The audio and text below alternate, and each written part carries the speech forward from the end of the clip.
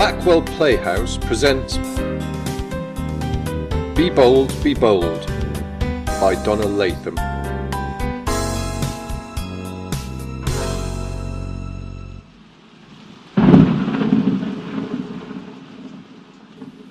Oh, Grandmama, I grow weary of this tedious embroidery finger play. I yearn to dash through the meadows, and yet I languish, once more trapped indoors like a greenhouse rose. April showers bring forth May flowers, sweet Olivia. We are obliged to endure the storms before we welcome the blossoms. Grandmama, do tell me a story. It will pass the time until the storm abates. And please, not a child's fairy tale, but a true tale. I am 16 now, after all, and no longer suited for children's fare. Very well, Olivia. Come close.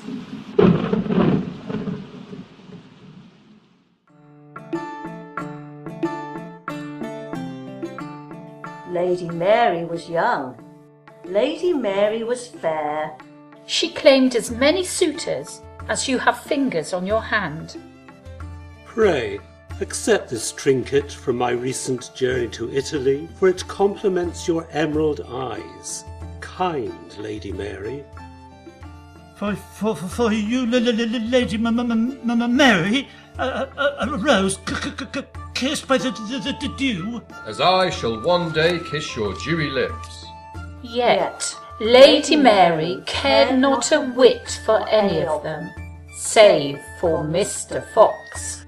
Mr. Fox got a dashing figure. Tall and handsome was he, with golden hair that cascaded in gentle waves to his shoulders. About him, Mr. Fox carried an aura of mystery. Ah, there was much Lady Mary did not know of Mr. Fox, and she was intrigued. Tirelessly, Mr. Fox wooed Lady Mary. Following a brief courtship, Lady Mary promised her hand to the dashing Mr. Fox. One mild evening, Mr. Fox bade farewell to Lady Mary at the home she shared with her father and her 3 fine brothers. Your loveliness so bewitched me that I nearly forgot to inform you. I've been summoned away on urgent business and must be gone a fortnight. Nevertheless, upon my return, we shall seal our wedding contract. And thus he took his leave. In his absence, Lady Mary, For the very first time, grew distressed by all she did not know of Mr. Fox. Mr. Fox was frequently summoned away on pressing matters. Yet he never shared with Lady Mary where he journeyed. Aye, this unidentified business itself was most vexing. For Lady Mary knew not how Mr. Fox had acquired his wealth. His home proved most disquieting of all. You see, Olivia, Mr. Fox boasted of a magnificent manor, far, far at the outskirts of the village. Hitherto he had never invited Lady Mary and her father to visit him there. A manor in which you would presently reside? Indeed, though Lady Mary had enjoyed nary a glimpse. At last, the morning before her lover's homecoming, Lady Mary awoke with a sense of resolve and a spirit of adventure. What a lovely day for a lark! Today I shall make my way through the forest to Mr. Fox's manor and visit it for myself. Thus Lady Mary set forth on her journey.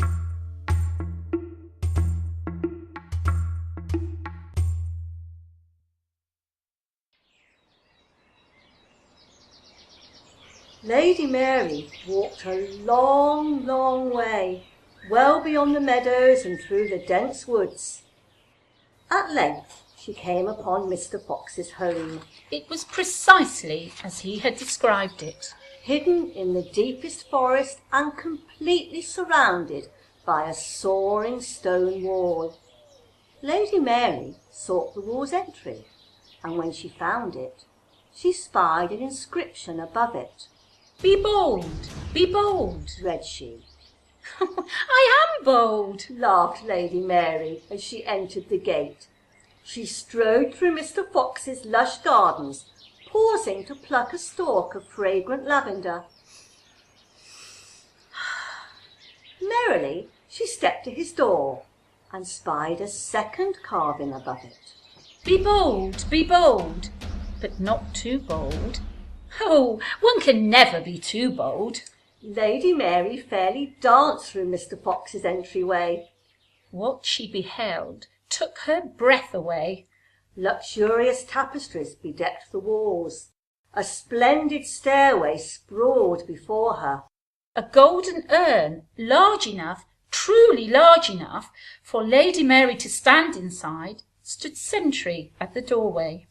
Ah, Lady Mary's inquisitive eyes devoured the opulence. She skipped up the stairway, seeking the chamber at its very summit.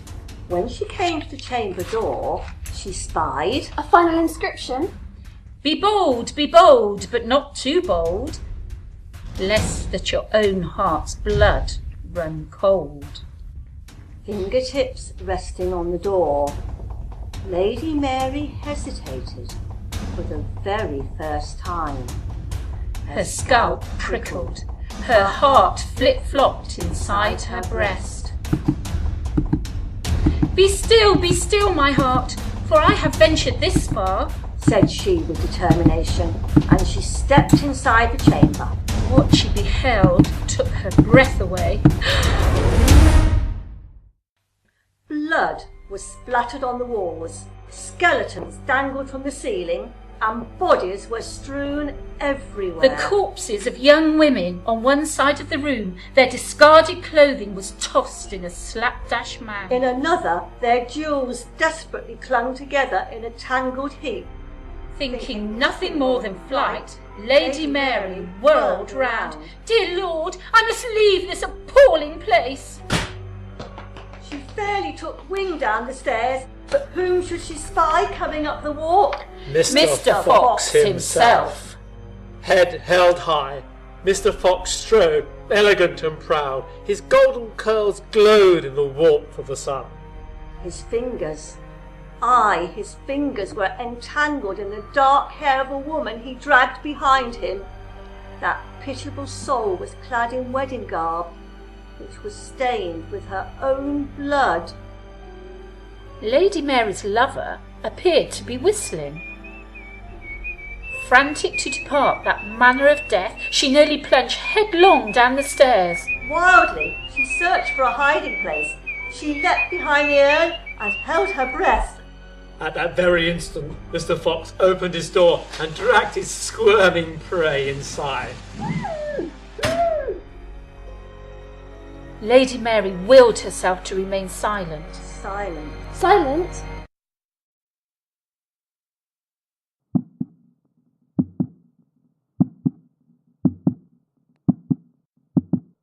Heart ferociously throbbing, Lady Mary peered around the urn with one eye. She spied that poor soul, fallen in a faint and slumped on the floor. Lady Mary discerned upon the lady's finger a dazzling ruby ring. Ha! Mr. Fox spied it as well and desired it for his own. As Lady Mary observed, motionless, Mr. Fox struggled to wrest it from the lady's finger. Alas, the jewel was tightly fixed. He strained to remove it, but it refused to budge. Mad! Then, displaying nary an instant's hesitation, Mr. Fox withdrew the sword from his sheath, brandished it overhead, and with one swift, tidy motion, mightily hacked off the worrisome finger.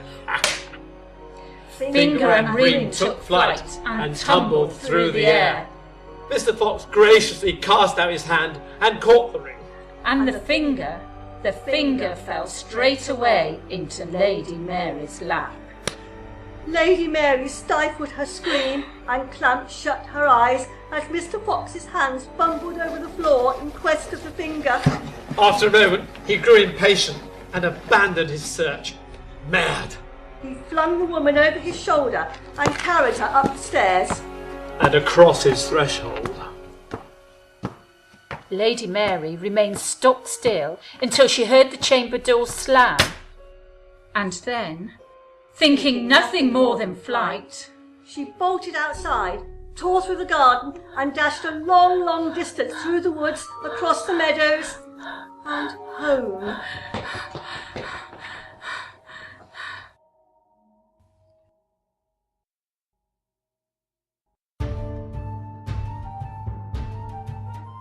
The next morning, Lady Mary and Mr. Fox were to sign their wedding contract.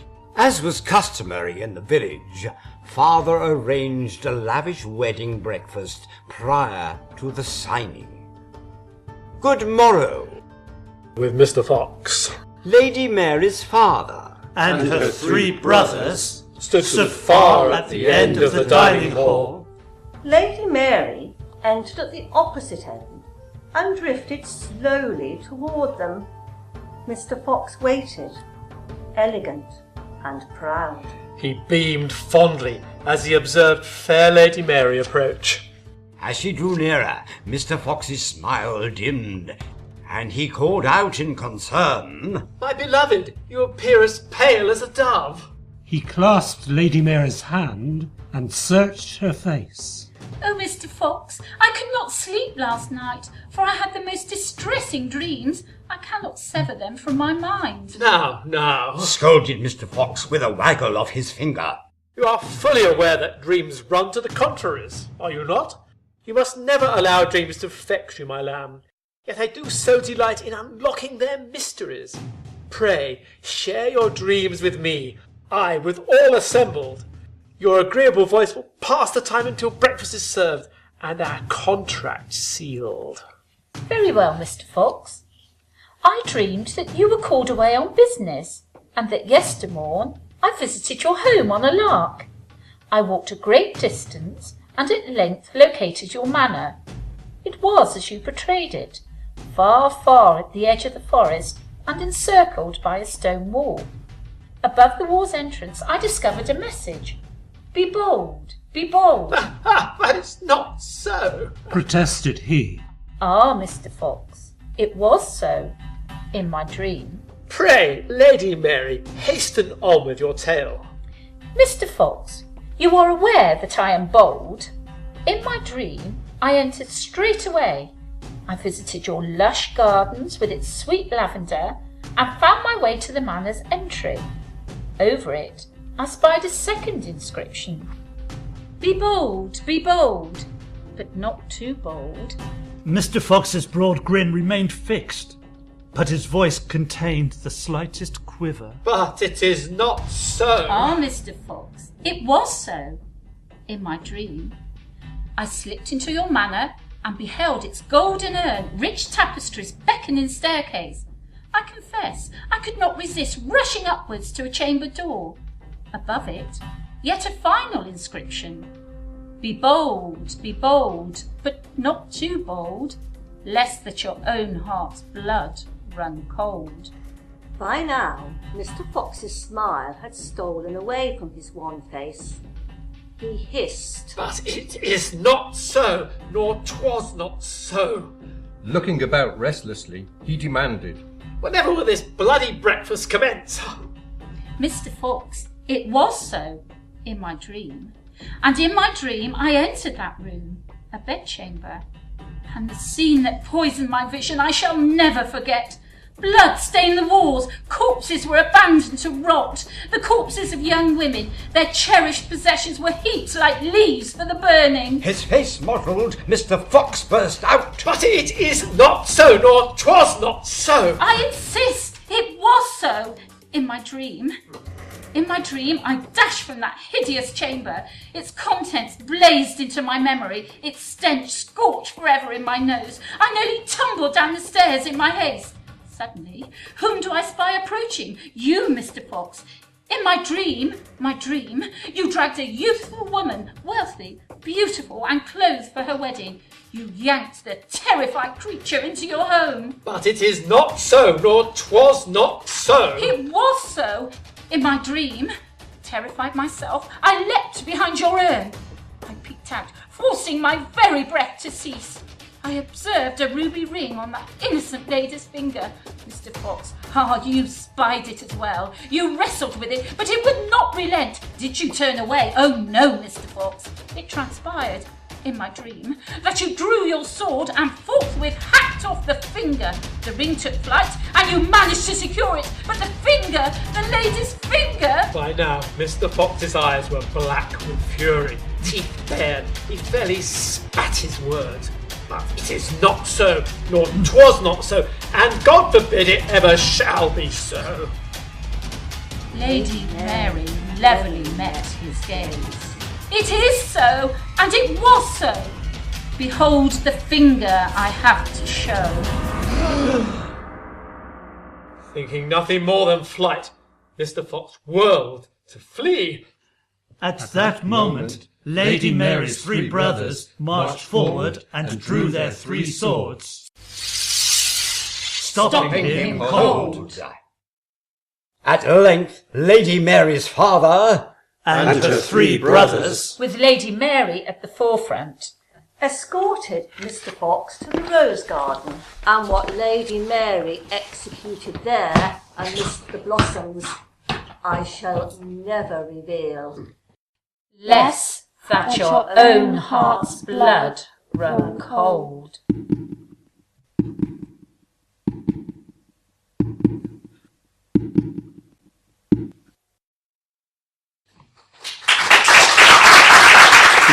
Be Bold was written by Donna Latham and starred Maggie Cosgrove as Grandmama, Maisie Haskins as Olivia, Viv Cooper as Lady Mary, Terry Cosgrove as Mr. Fox, Ian Ramsey as father, Jeff Dibble as first suitor and brother, John Jones as second suitor and brother, and Ian Phillips as third suitor and brother. Be Bold was produced and directed by John Coop. Live sound effects were performed by Jeff Dibble, John Jones, Ian Phillips and Andrew Milton. Title music was written by Terry Milton. The featured music was Folk Round, Evening of Chaos, This House, Lord of the Land and The Escalation, all by Kevin MacLeod of Incompetech.com. This recording is the property of Backwell Playhouse. The stories, characters and situations depicted within are the property of the author. All are protected by copyright. For more information on Backwell Playhouse, visit our website www.backwellplayhouse.co.uk, find our page on Facebook and follow us on Twitter @BackwellPH. If you've enjoyed this podcast, please rate and review us on your favoured podcasting service. Thank you for listening.